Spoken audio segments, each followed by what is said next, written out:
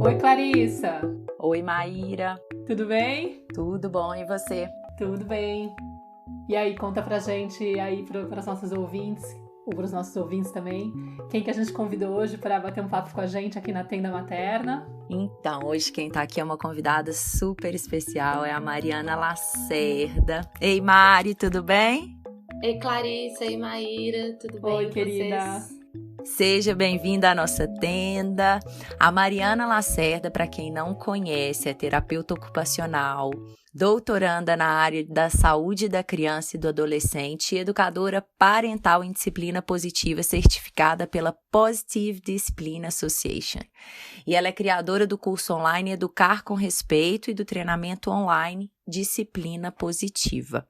Então, a Mariana, ela é uma pessoa muito especial. Eu conheci ela em Belo Horizonte. Ela também é mineira, né, Mari? Você é mineira? Eu sou. Sim. Sou mineirinha também. Eu também. Eu conheci ela em Belo Horizonte, em 2 oportunidades que eu tive lá esse ano. A gente se encontrou, uma numa roda de conversa do Entre Nós, né, que a Mari já participou, eu também. E uma outra oportunidade num workshop sobre criança interior que eu fiz lá em BH. Ela e o João, esposo dela, e o Matias, já estava gravidinha do Matias. A Mariana tá grávida. Tá grávida do primeiro filho dela, né? E já vem trabalhando com disciplina positiva, com educação parental já faz um bom tempo. Então, com certeza, vai ser uma criança muito abençoada e filhos de pais muito, muito conscientes. E a gente convidou a Mari aqui hoje porque, Maíra, a gente tem que contar esse episódio celebrando 1 ano de tenda materna, Mari. Olha Sim. que bacana. Parabéns, meninas. Parabéns. Obrigada. A gente Super fez 1 ano. merece uma celebração, né? Sim, com certeza. E aí que tivemos essa convidada mais que especial. E a Mari vai falar com a gente aqui hoje sobre autonomia. A gente vai bater um papo sobre a autonomia da criança, vamos falar também um pouquinho sobre a autonomia do adulto. E a gente queria começar essa conversa falando lá no comecinho da vida, né? Assim, esse bebê humano que nasce tão dependente, tão demandante também. E a gente sabe, né, que dentro dessa dependência é muito importante que a mãe esteja ali, né, o pai, enfim, que tenha todo esse suporte, que essa criança realmente possa perceber que as pessoas estão ali para atender a necessidade dela. E aí, como é que a gente vai olhar a autonomia dentro desse contexto, né? Esse bebezinho que nasce tão dependente, que a gente está ali realmente para atender as necessidades dele, e como que a gente vai apoiar para que essa criança seja uma criança autônoma? O que uma coisa tem a ver com a outra? Você pode falar um pouquinho pra gente, Mari? Posso, claro. Antes, deixa eu só agradecer vocês, né, pela oportunidade. Que eu fico namorando tenda materna já tem um tempo. E sempre falei assim, tem que falar com as meninas que eu quero participar. Sei que, né, vocês são sempre muito cuidadosas com o conteúdo, com os convidados. Isso me faz me sentir muito honrada mesmo, né, com o convite. E, assim, queria dizer também que vocês duas me inspiram muito, né, no meu trabalho, assim, que são duas pessoas pessoalmente e profissionalmente que eu me identifico muito. Então, queria agradecer vocês, né, em primeiro lugar. A admiração é mútua. Também acompanho o seu trabalho faz tempo e é muito gostoso de poder ler seus posts, ter feito o teu curso também, muito, muito bom. Depois eu quero falar disso. Que bom. E foi um grande prazer conhecer a Clarissa aqui em BH. Nesses 2 momentos foram momentos assim que realmente me tocaram muito e acredito muito assim, né, nesse conteúdo. E Maíra, ainda não tivemos a oportunidade de nos conhecer pessoalmente, né, Maíra? Mas estamos sempre trocando, assim. Eu mesma só conheci a Clarissa faz 1 mês, né? Pois é. Quem sabe não demora muito pra gente se conhecer, né? Sim, espero que não.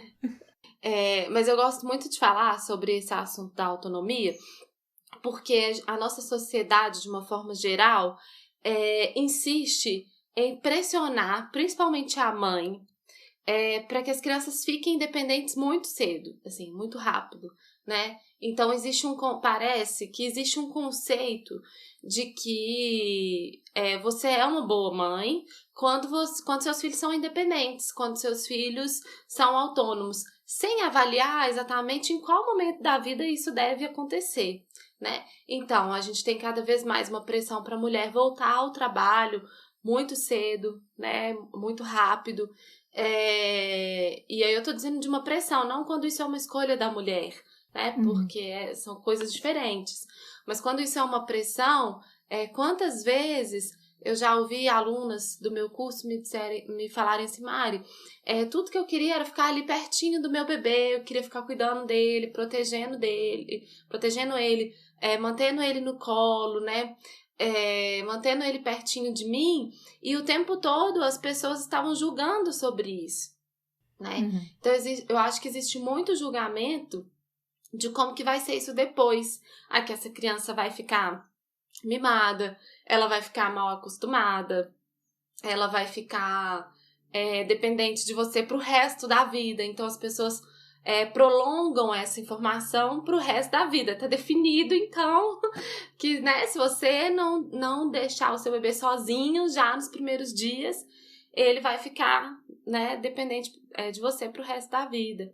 E isso é um perigo, assim, né, enquanto raciocínio de sociedade, porque é uma pressão muito grande em cima da mulher e vai totalmente contra o fluxo do nosso instinto, né?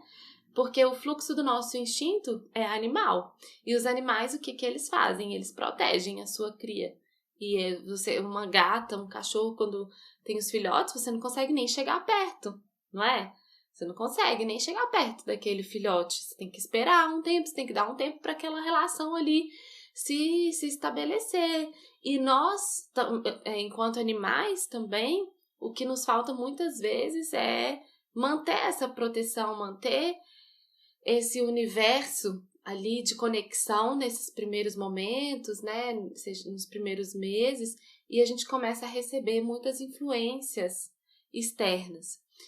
Atualmente, eu estou fazendo especialização em biografia humana com a Laura Gutman, e em uma das aulas ela trouxe algo que eu achei que foi muito, muito interessante, que ela fala assim, que o papel do pai, do homem, nessa relação é proteger a mulher dos predadores. Assim, ela usa essa expressão dos predadores. Quem são os predadores? Qualquer fator externo, qualquer pessoa externa, né, dessa relação que venha agir sobre a mãe como um predador. Você tá fazendo isso de errado, tá fazendo aquilo, tal coisa de errado, não faz isso, né? Por quê? Porque a mãe, ela precisa estar totalmente conectada com o bebê. E às vezes a gente vê que o pai, não consciente também desse processo, se torna mais um predador. Então, por que eu tô falando disso antes de chegar nesse ponto, né, de qual que é a importância de você ter uma criança autônoma? Porque eu acho que isso precisa ficar mais esclarecido para todos nós que estamos nessa consciência, né, nesse movimento de assimilar mesmo uma educação respeitosa, uma educação consciente com os nossos filhos, né? E aí eu sempre brinco que, assim, pra gente chegar na independência, a gente precisa passar pela dependência, né? A gente só é independente se a gente passar pela dependência. Então a gente precisa desse momento de dependência pra gente poder olhar depois para esse lugar de conexão, para essa atmosfera segura e poder estar seguro para sair e poder estar seguro para ir de encontro com o mundo, né? No início da vida também, Amy Pickler fala muito que as necessidades psicológicas e fisiológicas da criança, elas estão muito misturadas, não existe uma separação. Assim, a criança sabe que, não, agora eu tô com necessidade fisiológica, é fome. Agora eu tô com necessidade emocional. Para ela tá tudo junto. Então, quando você atende a essas necessidades da criança, sejam fisiológicas ou sejam emocionais, o que gera para ela, no final das contas, é segurança emocional. Porque ainda tá tudo muito no nível do emocional. E aí ela se sente segura e ela sabe que ela tem com quem contar e ela sabe que ela tá dando sinais que a comunicação que ela tá fazendo é eficiente. Porque se ela tem uma necessidade e essa necessidade não é atendida, então ela começa a se perguntar assim, opa, talvez eu esteja emitindo o sinal errado, porque essa pessoa ela não recebeu o meu sinal. O adulto não recebeu o meu sinal. Talvez eu não esteja sabendo fazer isso. E nesse auto-questionamento, a criança passa a estar insegura emocionalmente. Com ela mesma, né? E com o outro. Porque ela sente que essa mensagem não está sendo bem recebida, né? Então, esse cuidado com um momento inicial de dependência, né? De muita conexão, é pensando no futuro, é justamente pensando que a gente deseja, sim, criar filhos que sejam autônomos e que sejam independentes, mas que eles passem primeiro por esse momento de dependência com muita naturalidade, né? Claro. É importante que a gente também, né, esteja ali, isso que você falou, é muito legal, Mari, faz muito sentido. E é importante também que a gente esteja ali disponível para eles, né? Para ler esses sinais. E isso que você falou do papel do pai é muito interessante, assim, né? Eu também vi uma vez a Laura falando desde o ponto de vista bem biológico, assim. E ela falando que para a mulher, né, assim, que o que vai abrir as portas para o instinto materno é a ocitocina, é a produção de ocitocina na mulher, né? Então, que é extremamente importante, acho que desde o parto e depois nos momentos seguintes, que essa mulher também se sinta protegida, né, por esse pai, às vezes por essa rede de apoio, por essa família, às vezes a mãe, enfim, mas o pai principalmente, para ela poder se fusionar, para ela poder também se entregar ali para aquela relação. Porque eu sinto que essa comunicação com a criança, né, para a gente conseguir ler esses sinais que a criança está dando, que você falou aí muito bem, e que muitas vezes a gente interpreta eles de forma extremamente equivocadas, a gente precisa de sair desse pensar racional, automático, se libertar um pouco de todas essas pressões que estão ao nosso redor e que a gente está tão acostumado, sair desse ritmo social externo que a gente está vivendo a nossa vida antes de ser mãe, enfim, ou às vezes até durante a gestação mesmo, né? E baixar para cá, para o coração e para um saber muito mais intuitivo, muito mais silencioso, de outra ordem, que não é a ordem do que é estimulado aí socialmente no nosso dia a dia.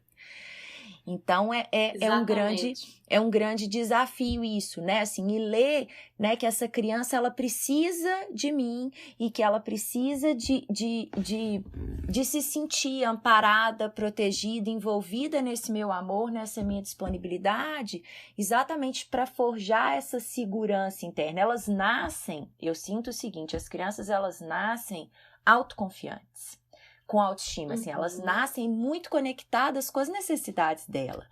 E como você falou, à medida que a gente não consegue interpretar esses sinais e identificar o que elas estão falando e atender, né, por às vezes estar desconectada, por estar preocupada com outras coisas, enfim, a gente vai, de alguma forma, mandando um sinal para a criança que vai deixando ela insegura. Peraí, minha mãe, que é a pessoa que está aqui para mim, né, que eu sou totalmente dependente, não está conseguindo entender, então talvez isso que eu estou sentindo seja errado, talvez eu não deva sentir isso, talvez eu precise de me envergonhar disso. E aí a criança vai, de alguma forma, criando, né, assim, se afastando das necessidades dela e cada vez mais vivendo, porque ela não vai deixar de necessitar do olhar da mãe. Isso é um ponto importante da gente tocar.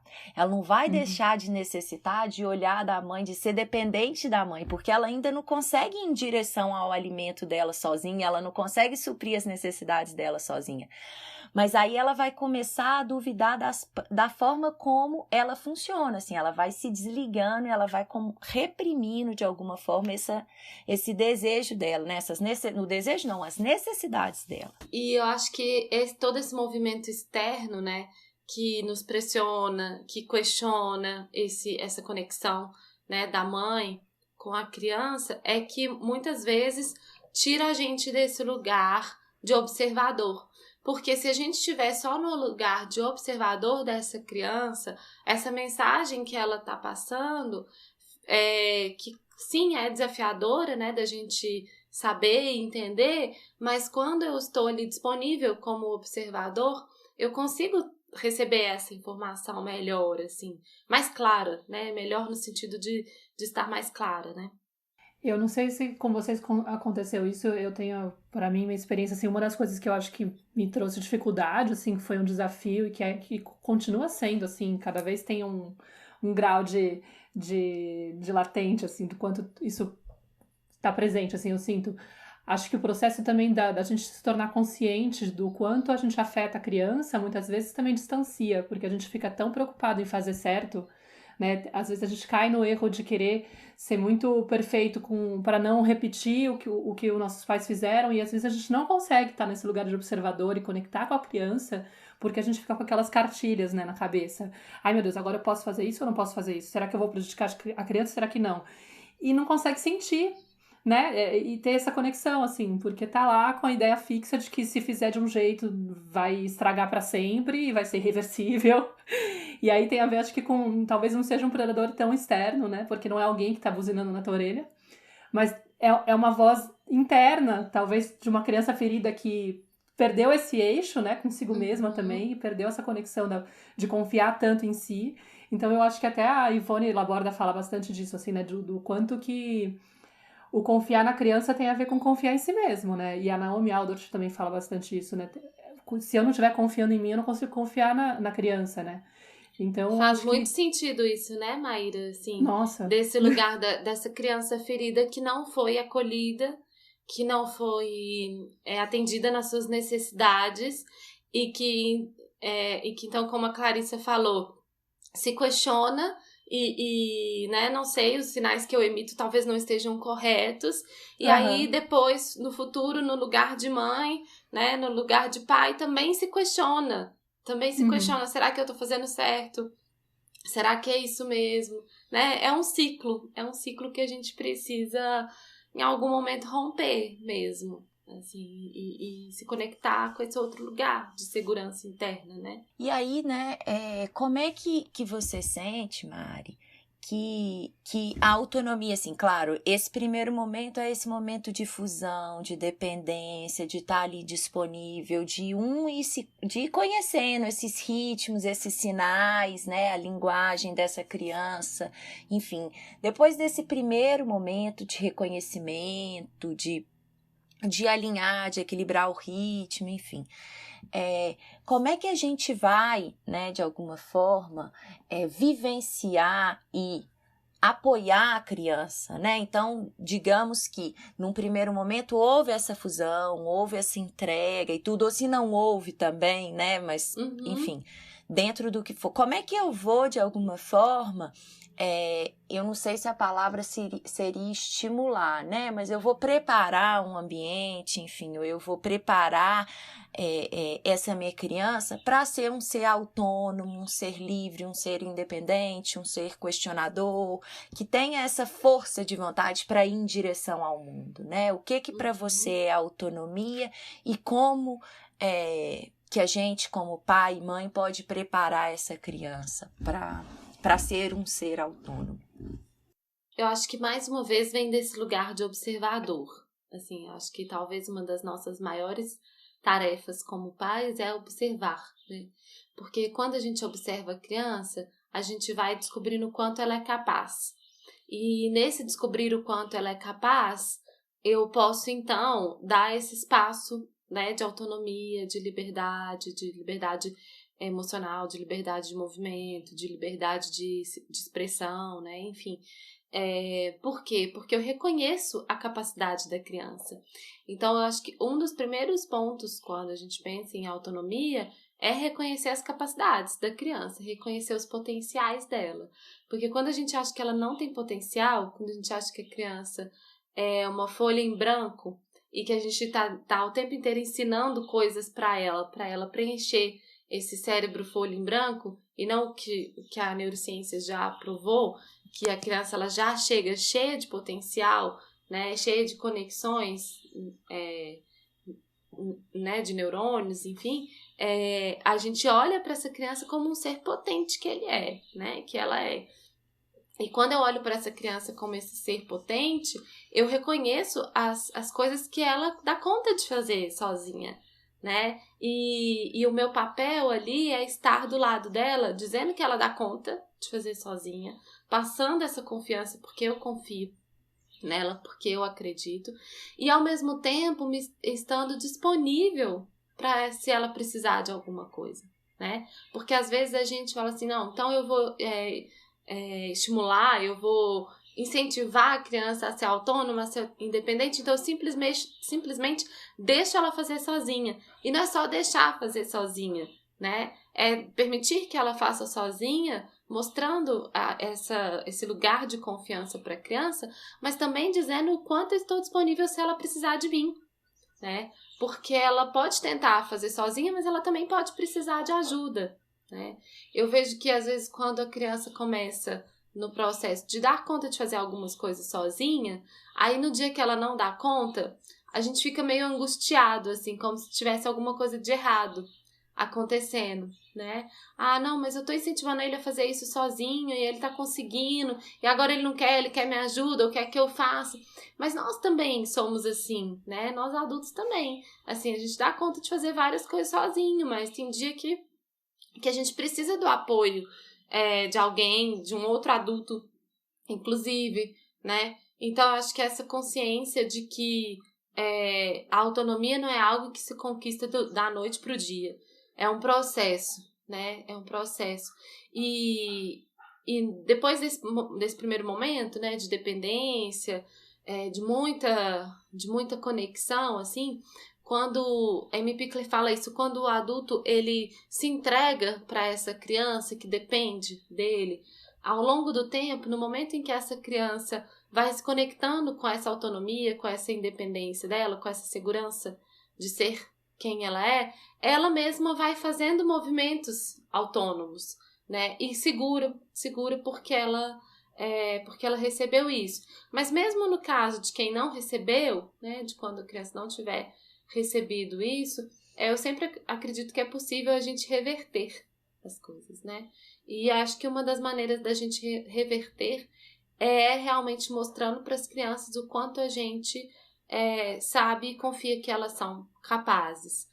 Porque às vezes a gente, inclusive, não verbaliza isso e elas precisam ouvir de nós, né? Então, assim, eu confio em você, eu tenho certeza que você dá conta, né? Mesmo para um bebê, a gente pode dizer isso. E acho que a liberdade de espaço, a liberdade de movimento, ela também interfere muito nisso, nessas questões, assim. Por exemplo, quando um bebê ele tem um espaço onde ele pode se movimentar, eu não estou dizendo de um espaço enorme, de um espaço grande, eu estou dizendo da possibilidade de fazer esses movimentos, de conhecer o seu próprio corpo, ele vai ter autoconsciência, né? Assim, de saber quem eu sou, quais são os meus limites, até onde eu dou conta, até onde eu posso ir. E quando o adulto está interferindo nesse processo o tempo inteiro, aí a criança não sabe qual é o próprio limite dela, né? E isso vem muito através do corpo. Então, Amy Pickler fala que nos cuidados gerais do dia a dia, a gente deveria estar ali, né, 100% com a criança, porque a gente está tocando a criança na hora que você está trocando a fralda, na hora que você está dando banho, né, na hora que você está alimentando. Você está ali 100% com a criança, olhar para ela, né, ela vai receber informação do mundo através das suas mãos. E na hora que ela está brincando, na hora que ela está interagindo com o próprio corpo e com os objetos, é um momento só dela, né? Onde ela pode se conhecer, onde ela pode conhecer esses limites. E conhecer esses limites é uma preparação para ter autonomia. Porque se eu sei de mim, então eu posso fazer esse caminho de autonomia. Faz sentido para vocês isso? Claro, faz demais. E é engraçado, Mari, porque isso que você tocou num ponto muito importante, assim, que eu vejo que as mães, outro dia eu postei uns vídeos nos meus stories com muita imagem dos meninos brincando. E aí, vira e mexe, né, eu recebo mãe perguntando, Clarice, mas você fica brincando com eles? mas como é que é isso? Eu não consigo brincar com os meus filhos e tal. E você tocou num ponto muito importante, assim, que eu sempre trago também, né? Que eu sempre falo. Que é o seguinte, o papel do adulto, né? Ele está muito mais relacionado ao cuidar, né? A esse eu tô ali para cuidar dessa criança, para dar um banho, para alimentá-la, não que eu vou dar a comida na boca, né? Assim, mas para preparar os alimentos, enfim, para colocar para dormir junto, né? Então, para fazer essas coisas que remetem ao cuidar, né? Eu tô ali, eu olho nos olhos dela, eu me conecto com ela, eu espero o tempo dela, mas eu vou ali junto com ela, cuidando, interagindo, vou deixando ela fazer um pouco sozinha, mas vou estar ali bem envolvida nesse momento do cuidar. Mas como você disse, o brincar é um momento da criança, é um momento que ela vai conhecer o próprio corpo, ela vai conhecer o mundo ao redor, ela vai perceber os limites, ela vai perceber até onde ela pode ir, ela vai perceber como o corpo dela funciona, e isso, né, essa conquista da autonomia na criança, eu vejo que ela passa pelo corpo. Né? Ela passa pelo brincar, pelo movimento e pelo brincar. E muitas vezes os pais, eles estão eles acham assim, né? Como você mesmo disse, eles fazem esse cuidar rapidinho, ou, né? Ou sem muita atenção, sem muita presença, sem muita disponibilidade, e acham que às vezes eles têm que estar sentado ali brincando. E com a criança e estimulando e mostrando coisas e às vezes intervindo nos processos dela, que são processos que é extremamente importante que ela vivencie aquilo com intensidade, né? Para a criança que está ali no berço e vê a mãozinha dela passando, que nem sabe que é a mãozinha dela, né? Que ela tem controle sobre aquilo, daqui a pouco ela vê a outra e ela une as duas e faz um som. Isso tudo dá muito trabalho, né? Descobrir o próprio corpo, se apropriar do próprio corpo. E depois a gente vê lá na vida adulta tantos adolescentes, adultos, com um monte de distúrbio, um monte de desafio, uma falta de aceitação do próprio corpo, enfim, né? E isso tudo dá muito trabalho e a gente está o tempo inteiro interferindo, enchendo de brinquedo, enchendo de estímulo, impedindo que a criança tenha esse contato com o próprio corpo de uma forma autônoma, de uma forma, né, e colocando as nossas ansiedades ali o tempo inteiro naquela relação. Exatamente. E a gente quer que eles sejam independentes, que eles façam as coisas sozinhos, tomem banho, comam, façam um monte de coisa sozinho. Mas nesses momentos, que a gente deveria não fazer por eles, mas estar ali entregues a essas situações para que eles se sintam confiantes de fazer sozinhos, né? Porque a nossa presença nesses momentos é que vai fazer com que eles se sintam capazes, né? Então eu sou capaz, né? Minha mãe tá reforçando isso, meu pai também tá reforçando isso. Então eu sou capaz, posso comer sozinho, posso experimentar, né? E a gente confunde muito esse lugar de observar e de estar presente com esse lugar de interferir, né? Claro. Esperar, nasce tudo dessa observação, né? A Maíra tem uma experiência muito legal com o BLW, por exemplo, né? Que é essa forma mais autônoma do comer, assim, né? Com a Nara, né, Maíra? Tanto você começou o seu trabalho nas redes sociais compartilhando um pouquinho, com né? o Instagram do BLW, underline Nara, que eu falava da experiência de alimentar ela com essa autonomia toda, né? Confiando. E foi um processo super intenso, assim, de aprender a observar, respeitar o tempo, abaixar a expectativa, que eu acho que é uma coisa que atrapalha muito quando a gente não sabe, não entende a fase de desenvolvimento que a criança está vivendo. A gente projeta muito uma expectativa, um pouco por conta dessa coisa externa também, né? Mas será que a criança já deveria estar comendo? Será que a criança deveria comer menos, deveria comer mais? E aí, sem querer, não consegue entender que cada criança tem seu tempo, né? Que por exemplo, a Nara também foi andar com 17 meses. Eu poderia ter ficado super tensa com a questão, mas já estava um pouco calejada de ter aprendido muita coisa. Então, eu fiquei muito tranquila, assim. Quando as pessoas questionavam, eu falava, bom, uma hora ela vai andar. Tipo, eu não acredito que ela esteja com o desenvolvimento tão atrasado a ponto de achar que é um problema de saúde, alguma coisa séria, né? Então, pra mim, a minha confiança uma hora ela vai andar e não vai ter diferença o momento que começou, né? E se a gente, por exemplo, sabe que a criança pode começar a comer a partir dos 6 anos os sólidos, mas que isso pode demorar até uns 6 meses de assimilação, entendeu? Que em outros tempos as crianças começavam a comer com 8 meses, por exemplo. Você vai olhar a história da introdução alimentar, você entende que as recomendações mudaram muito, assim, de tempo. E por que começaram a pedir, a já oferecer o alimento tão rápido, né? Tem muito mais a ver com uma questão cultural da inserção da mulher no trabalho, da necessidade do adulto, do que do preparo do corpo.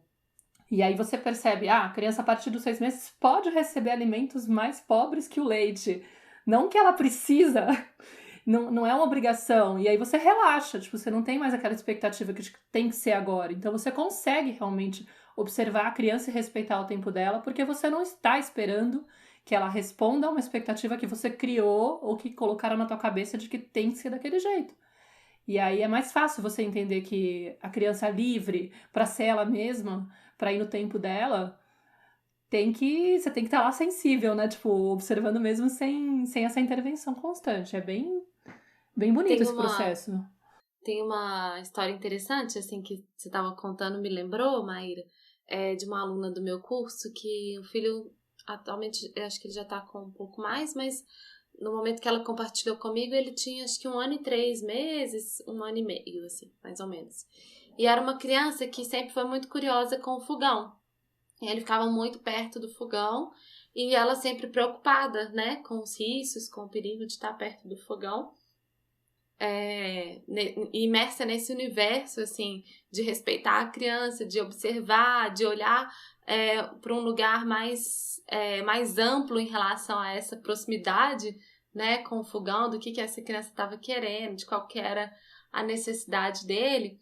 Ela que antes reprimia ou dizia que não podia e queria afastar ele daquele espaço, tomou a decisão de, então, observar, né, o que ele desejava ali com aquilo e promover uma autonomia nesse sentido. Então, o que ela fez?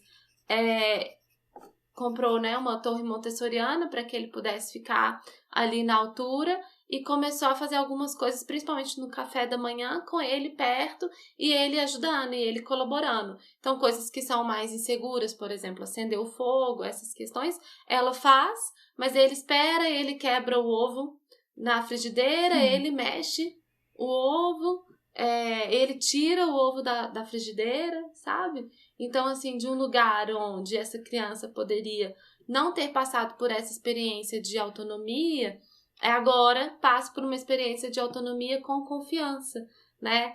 Porque a mãe reverteu isso, reverteu esse olhar e falou, não, meu filho ele tá querendo alguma coisa com isso, né? Talvez ele esteja curioso, talvez ele queira aprender. E aí, se eu posso sair desse lugar de desconfiança, de que vai dar tudo errado, de que ele vai se queimar e de que ele vai se machucar, e eu posso ainda protegê-lo, claro, porque é importante a segurança. Então, eu vou fazer aquilo que é mais de um adulto fazer, né? Que é mais inseguro, porque ele ainda é pequeno, mas vou permitir que ele faça aquilo que ele pode fazer, que é quebrar o ovo, que é, né, mexer o ovo. E aí, nesse momento, essa criança sente, a minha mãe confia em mim. E eu posso confiar em mim também. E essa construção, nessa situação tão simples, tão do dia a dia, né, vai ter uma repercussão no resto da vida dessa criança. Assim. Claro. E uma série de outras facetas, né, da vida dela. Isso me faz lembrar muito uma angústia que vem muito, assim, de muitas mães que interpretam, às vezes, o comportamento mais agitado da criança, mais curioso, de querer explorar o ambiente como se fosse mau comportamento, né? Meu filho não para quieto, eu não sei mais o que fazer, eu vou na casa das pessoas, eu tenho vergonha, porque ele quer mexer em tudo, aí eu tenho que ir embora. E às vezes eu questiono, assim, essas mães e falo assim, gente, às vezes é só uma questão de você romper a forma como você tá olhando e entender que ele tá começando... Primeiro, fica imaginando o quanto que a criança desenvolve em 1 ano. É tanta coisa que ele aprende. Deve ser uma rave constante na cabeça, sabe? E aí, de repente, ele consegue ver cor. De repente, ele alcança as coisas. Ele pode tocar nos objetos, sabe? Aquela coisa que estava longe, que antes não tinha nenhuma forma definida. Ele pode pegar, pode tocar. Ele é um explorador nato. E alguns vão ter um perfil um pouco mais de avançar mesmo, e outros vão ser um pouco mais tranquilos. E a gente às vezes peca de ficar comparando e achando que o defeito está na criança que vai pelas coisas, né? Que vai atrás, que quer ir lá, que tem mais determinação. E é sofrido para a criança e sofrido para a mãe, né? E aí eu falo, olha, às vezes é só o ambiente que não tá preparado. Não é teu filho que tá fazendo algazarra e sendo... Ele tá sendo criança, ele tá sendo natural. Então, se você adapta o ambiente e permite que ele explore com mais liberdade, tampa as tomadas, ao invés de ficar brigando cada vez que ele encosta na tomada e achando que ele tá sendo peralta, não, é a tomada que tá destampada para uma criança que tá nessa fase e que é normal que ela vai querer explorar, entendeu? Então, é muito interessante desconstruir esse olhar também, né? Entender qual que é a etapa que ele tá vivendo, porque às vezes a mãe fica muito nesse lugar de julgar. Outro dia uma mãe veio me procurar porque falou, meu filho tem 2 anos e 3 meses e eu tô com medo dele ser hiperativo, porque eu vejo que ele é muito empolgado e ele é muito mais agitado que as outras crianças. E aí ela queria informação, eu acabei passando até um vídeo pra ela que falava, que era uma terapeuta que falava que ela não acredita na criança hiperativa, ela acha que tem a ver com isso, que é o natural da criança, que às vezes elas vêm com isso, de estar nesse momento e o pai interpreta que é um problema. Não sei se você quer falar um pouco disso também. Eu vejo isso muito acontecendo próximo dos 2 anos, assim, em que a criança né, passa a ter essa identidade própria, esse rompimento com essa simbiose total da mãe para um lugar de eu sou um indivíduo, eu sou uma pessoa, e aí automaticamente ela começa a ficar mais autônomo, não só nos movimentos, não só nas atividades do dia a dia, mas mais autônomo emocionalmente. Então, eu não quero a mesma coisa que você. Você tá falando que eu tenho que fazer tal coisa, mas eu não quero isso. Então, a criança vai adquirindo essa autonomia, né? Essa autonomia o tempo todo, de ser tá quem ela e a mãe é. Enlouquece. Exatamente. Não de ser só quem a mãe é, né? E nesse processo de desenvolver, que é, né, literalmente desenvolver, sair desse envolvimento completo, essa criança vai tomando mais autonomia para suas próprias decisões, para os seus sims, para os seus nãos, né? E isso nos incomoda. E eu acho que isso nos incomoda porque nós não fomos permitidos a viver a nossa autonomia, né? Bate essa de frente com criança, não tem querer, né? Crescer e apareça. Exatamente. E aí a gente fica meio perdido, sem saber, né, para onde ir nesse sentido. E sempre com medo do que vai acontecer depois. E aí essas crianças, elas tendem a ser rotuladas, muitas vezes, como hiperativas, como desobedientes, como crianças que não se comportam bem, né, teimosas, que não escutam. Porque, na verdade, elas estão nesse processo de exercer essa autonomia, né, de exercer essa identidade de quem elas são, que muitas vezes vai ser diferente de quem eu sou, de quem o pai é, né? E aí eu acho que os rótulos não ajudam muito mesmo, porque a gente vai definindo, colocando essa criança nesse lugar, né? Nesse lugar negativo. Oh, muito legal isso, gente. Nossa, dá pano pra manga esse tema da autonomia, né? Não é tanta coisa que a gente pode falar. A gente podia falar também um pouquinho, né, dessa questão, assim, a gente está falando bastante das necessidades das crianças, assim, né, dentro dessa necessidade de se movimentar, dessa necessidade de, no início, né, de se apegar, depois dessa criança se movimentar com liberdade, de conhecer o próprio corpo, de explorar o espaço. A gente falou também dessa necessidade da criança se sentir que essa mãe confia nela. A gente falou de ter esse olhar atento da mãe disponível. Enfim, falamos de muitas necessidades da criança. E essa questão eu queria que a gente pudesse falar um pouquinho também, acho que para enriquecer a conversa, da preparação do espaço, Mari. Né, você falou da torre montessoriana para a criança ajudar na hora do preparo lá dessa cliente sua, né?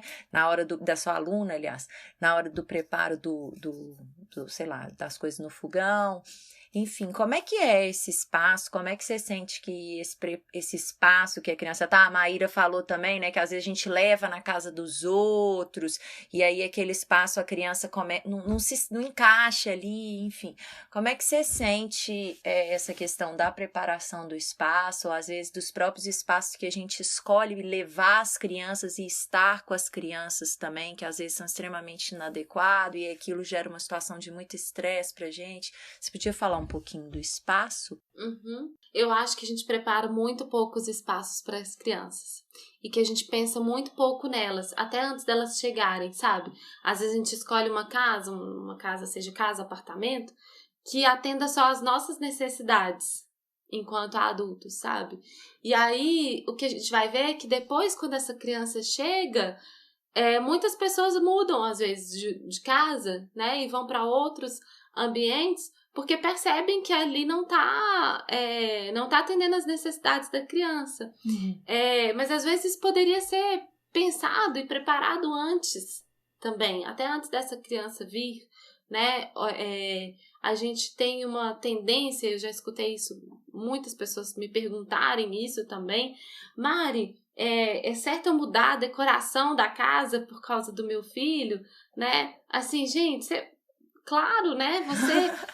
Você se casa com alguém, a pessoa tem um... O que você faz? Você une os estilos de decoração, não é? Você não mantém a mesma decoração que você tinha no seu quarto solteiro na casa da sua mãe ou na sua casa sozinha e impõe isso sobre o relacionamento, assim, do casal. Por que a gente faz isso com as crianças, né? Assim... então aqui tá essa decoração, aqui tá essa casa desse jeito e você que se adapte a ela, né? E você que conviva com tudo que eu tenho aqui de quebrar, e você que aprenda que não pode controle encostar, aí não a pode sua fazer, você que controle. Força da vontade, né? De ir em direção ao mundo, de descobrir o mundo. Você controla isso, reprime isso aí, porque minha casa vai ficar do jeito que tá, né? E isso me assusta um pouco, porque eu fico pensando assim, será que vai fazer tanta diferença pra gente mesmo mudar, né? Não mudar, né? A decoração de uma casa, o ambiente de uma casa, só porque a gente quer ser autoridade, só porque a gente quer sentir que a gente não tá colocando a criança no centro de todas as atenções, né? Será que isso realmente vai mudar a nossa vida? Né? Ou a gente poder adaptar a nossa casa para a presença desse ser, que é um ser humano que tá ali, né? Se a gente adapta uns aos outros, né? Você recebe uma visita, você adapta, você ajeita o quarto de visitas, você prepara um sofá-cama, enfim, você tem um pai idoso que vai morar junto com você também faz adaptação. Agora a gente não raciocina assim em relação às crianças. É como se elas não fizessem parte, como se elas tivessem que simplesmente acatar e receber tudo desse mundo aqui, né? E aí eu acho que a preparação do ambiente, ela é parte de uma educação com respeito, porque eu respeito a presença dessa criança, né? Então, olhar para como esse ambiente vai receber essa criança, né? Como a Maíra falou, pode ser muito menos desgastante se eu observo aquilo que é natural da criança ter curiosidade, natural da criança querer brincar, da criança querer mexer, e eu adapto.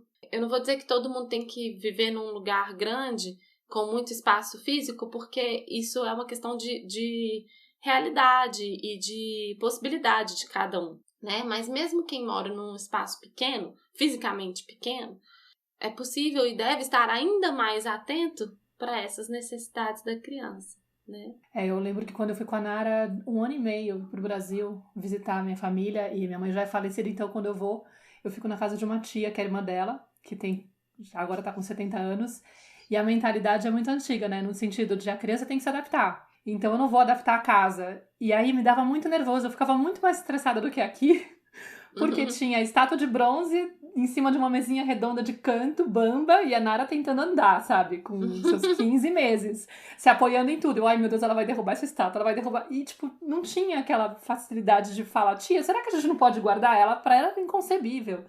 E na cozinha tinha umas gavetas baixas com facas, e eu tinha que ficar o tempo todo atrás da Nara. E aí eu pensava, nossa, na minha casa eu fechei os armários com coisas difíceis, assim, coisas que eram perigosas. Eu fechei os armários com aquelas fitas, né, com aqueles ganchos que são provisórios, que você cola, assim, por um tempo para poder deixar inacessível. Eu coloquei nas gavetas de baixo, porque eu sabia que ela queria explorar, ela estava numa fase de curiosidade, coloquei em gavetas que são mais baixas, que ela podia abrir sozinha, coisas que ela pudesse brincar, que fossem mais neutras, mesmo objetos da cozinha que, tudo bem, assim, sabe, pra eu não me estressar. Então eu tô aqui na cozinha, ela quer brincar de ser mamãe, porque ela vai querer me imitar, que a criança quer imitar, né? É que ela tem acesso às coisas com liberdade, coisas que não vão me deixar estressada e nem deixar ela em perigo. E tudo bem, é um tempo, né? Aceitar, tipo, por um tempo vai ter que ser assim. Porque senão eu vou ficar louca atrás dela, ela vai receber um monte de não, e ela vai ficar frustrada, mais nervosa, se sentindo inadequada, né? E até o comportamento às vezes começa a ficar com muito ataque de birra, porque começa a receber muito não, né? E a gente não percebe que no final é a gente que acaba provocando sem querer. E é um não no sentido de limitar demais, né? Não é só um não que é quando é um não necessário, mas é um não que limita a existência da criança, né? Então, todos esses exemplos que você deu, eu acho que são exemplos de como a gente pode adaptar um ambiente para uma criança que vai chegar né, que está aqui. E além disso, também é um ambiente sem estímulos demais, assim. Por exemplo, às vezes as pessoas me perguntam assim, Mari, como que eu faço com quarto de brinquedos, por exemplo? E aí a criança entra naquele quarto, que às vezes nem é o quarto dela, mas é um quarto da casa, que só tem brinquedo, e tem assim 1 milhão de brinquedos, né? E aí essa criança ela não tem nem autonomia para escolher esse brinquedo, porque tem tanta opção, né, que dificulta ela. Então, a gente poder também preparar esse ambiente no sentido de organizar, essa semana, né, Montessori sugere muito isso pra gente experimentar, deixar 5, 7 brinquedos por semana com a criança, deixar ela explorar esses brinquedos de várias formas, né, para que ela possa ter essa autonomia, porque senão nem a autonomia de brincar ela vai ter, né, então eu vejo muito a preparação desse espaço nesse sentido. Eu acho que se a gente pudesse resumir essa ideia, é respeitar a existência da criança. Ela existe nesse espaço. Então, eu tenho que olhar para isso, né? Como eu vou fazer isso? Cada um vai se adaptar à sua realidade, à casa onde mora, ao seu espaço, às suas possibilidades. Mas, se eu tiver em mente que essa criança existe assim como eu, assim como outro adulto existe dentro dessa casa, eu já vou ter um norte. Claro. Ô Mari, e assim, né, pra gente ir caminhando pra finalizar mesmo, né, eu queria pontuar fazer um resuminho do que a gente conversou aqui hoje, vocês completem se vocês sentirem, né, que ficou faltando alguma coisa, mas isso que você tá falando eu achei muito interessante de respeitar a existência dessa criança, né, considerando, claro, né, que ela é um ser também que a gente escolheu, conscientemente ou não, trazer para essa família, né, e que foi uma escolha nossa, não bateu lá na nossa porta e falou, mamãe, quero nascer, não, a gente, que como adulto, que sabe, né, que como faz para ter um filho e conscientes ou não, a gente escolheu ter esse filho e entender que essa fase, né, da infância é uma fase que vai formar essa personalidade, né, é uma fase extremamente importante para o desenvolvimento desse ser. Uma vez eu fui numa conferência de uma pedagoga antroposófica e ela falou o seguinte, que as 3 conquistas principais da vida do ser humano, né, que segundo ela é o andar, o falar e o pensar, acontecem nos 3 primeiros anos de vida, né, e que são conquistas extremamente importantes e que estão muito relacionadas à questão da autonomia. Então, a gente considerar isso, né, o quanto eu preciso de estar ali disponível, considerar esse movimento, essa força que a Maíra falou da imitação que rege a criança, né, e olhando para mim como esse exemplo e me tornando, né, tentando trabalhar sobre mim mesma e me tornando esse exemplo digno de ser imitado pelo meu filho, porque ele está imitando, eu estou ali na cozinha, o menininho que você contou, Mari, que queria brincar no fogão, provavelmente porque a mãe fica faz muita coisa. Os adultos estão ali na cozinha muito tempo, estão no fogão muito tempo, então ele quer estar ali também, né? E permitir essa criança expressar e estar ali e observando a criança e observando também o que está passando dentro de mim. Né? Quais são as minhas necessidades? Por que eu não quero ceder e adaptar aqui o espaço para essa criança chegar? O que está por trás disso? Qual que é a minha necessidade? É de mostrar para alguém? É de manter uma estrutura aqui rígida e eu não estou querendo me abrir para essa relação? O que eu estou com medo de que escape nessa relação? Enfim, então eu sinto que esse tema da autonomia é um tema que ele trabalha muitas questões, tanto na gente quanto na criança, que a gente pôde trazer, e que como pano de fundo dessa conversa toda, eu sinto que ficou muito claro uma palavra que em vários momentos a gente tocou, que é a confiança, né? Que é confiar na criança e também olhar para a gente com esse respeito e confiar na nossa criança interior, que às vezes vai gritar, vai achar ruim, e o que ela está querendo dizer, né? Então eu sinto que é um tema muito importante, que eu só tenho a agradecer essa troca aqui hoje com vocês duas, que foi assim muito rico, assim, me fez refletir sobre várias coisas. Espero que quem esteja escutando a gente também tenha sentido a potência dessa conversa e o quanto isso daqui é uma gotinha para muitos insights que todos vocês que estão escutando possam ter aí a partir disso tudo que a gente trouxe. E essa confiança na gente mesmo também, que vai trazer, né, esse exemplo de confiança na criança, né? É para a criança. Então, quando eu confio em mim, eu também dou o exemplo de como a criança pode confiar nela mesma, né? Então, é um exercício importante pra gente.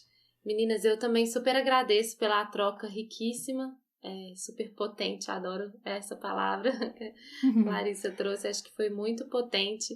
E é isso, né, que a gente vá deixando essas sementinhas aí de reflexão, de observação, de cuidado com a gente mesmo e com as nossas crianças, nesse olhar, né, de respeito, de consideração, né, como falei, de considerar a existência deles mesmo aqui nesse mundo, né. Eu queria muito agradecer a presença, achei uma delícia ter você aqui na tenda. E queria aproveitar um pouquinho para você falasse um pouco também para as nossas ouvintes do seu curso, né? Que você tem esse curso lindo, que é o Educar com Respeito, que ele une várias abordagens, né? Desde Waldorf, desde M. Pickler, Maria Montessori, disciplina positiva. Você fala muito da criação com apego também fala da comunicação não violenta. E eu acho que ele tem uma potência enorme assim, para poder servir de apoio para essas mães que querem respeitar com essas abordagens mais gentis, porque realmente traz essa consciência das fases de desenvolvimento da criança, de como a gente pode intervir de maneiras que não caiam nem na permissividade e nem no autoritarismo, né? Então, sei lá, se quiser contar um pouquinho para as mães, falar um pouquinho, inclusive vai ter a semana de divulgação que vai começar agora, né? O Educar com Respeito é um curso assim que eu preparei com muito carinho e que antes dele chegar, eu desejava muito assim poder falar desse lugar de respeito sobre vários olhares, porque eu acredito que tem muitas abordagens que trazem esse lugar de respeito para a criança. E às vezes a gente fica conhecendo só uma delas, né? E na verdade tem várias que se conectam, e às vezes tem coisas diferentes, mas que elas se atraem por um ponto central, que é o respeito. E aí eu, como pesquisadora, como estudiosa, como profissional, como interessada, eu fui sempre estudando um pouco, né, de cada uma dessas abordagens, apesar da minha formação ser em disciplina positiva, eu sempre tive muito interesse nessas outras abordagens e eu fui mergulhando nelas e quis trazer para esse curso uma visão, né, de cada uma delas sobre esse lugar do respeito. Então, o que elas trazem desse lugar de respeito, né, que pode nos ajudar no dia a dia com os nossos filhos, que pode ampliar a nossa percepção, que pode ampliar a nossa conexão com eles. E aí eu reuni isso nesse curso, né, são 4 módulos, tem 2 bônus incríveis também, e em todos eu vou fazendo um caminho mesmo de desconstrução né, no início, assim, o início do curso é um caminho de muita desconstrução, né, desses mitos, dessas questões que ainda permeiam na nossa sociedade, para entendimento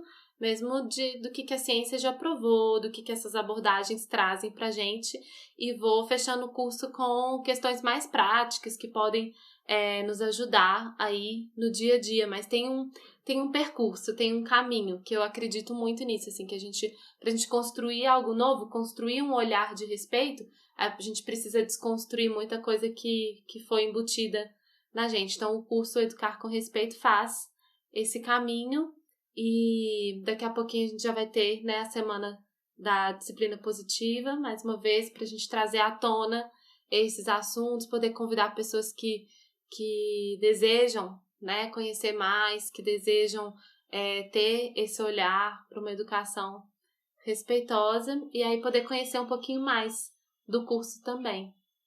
Legal, a gente vai deixar os links aqui para vocês poderem acessar, encontrarem como se inscrever na Semana de Disciplina Positiva da Mari Lacerda, certo? E também o site dela e tal, para vocês poderem visitar. E é isso, acompanhem a Tenda Materna. A gente tá muito feliz aqui com um ano de casa. Não fizemos 12 episódios, porque é o tempo materno, né? Fizemos, acho que esse vai ser o 9º episódio, mas tudo bem, é assim mesmo. E que a gente possa ouvir de vocês também. Então, deixem comentários, compartilhem. Se você gostou do podcast, recomendem para outras mães ou para outros pais. A gente nunca sabe, que às vezes a informação chega para alguém e abre um horizonte para a pessoa, e ela descobre que aquele mundo que ela ouviu falar a respeito é possível, né? Educar sem usar estratégias punitivas, né? Sem usar ameaças, sei lá, a gente pode desconstruir muita coisa, a gente às vezes só não acredita porque não conhece a outra maneira de fazer, né? Acha que o outro lado é ser permissivo ou negligente, mas tem o caminho do meio. Então aqui a gente está sempre tentando dar informação para apoiar as mães. Que a informação transforma, né? Total. Eu acredito muito nisso. Obrigada, certeza. Meninas, de Obrigada, coração. Querida. Um beijo, pessoal, Um beijo, e até beijo. o próximo encontro aqui na tenda. Um beijo grande. Beijo.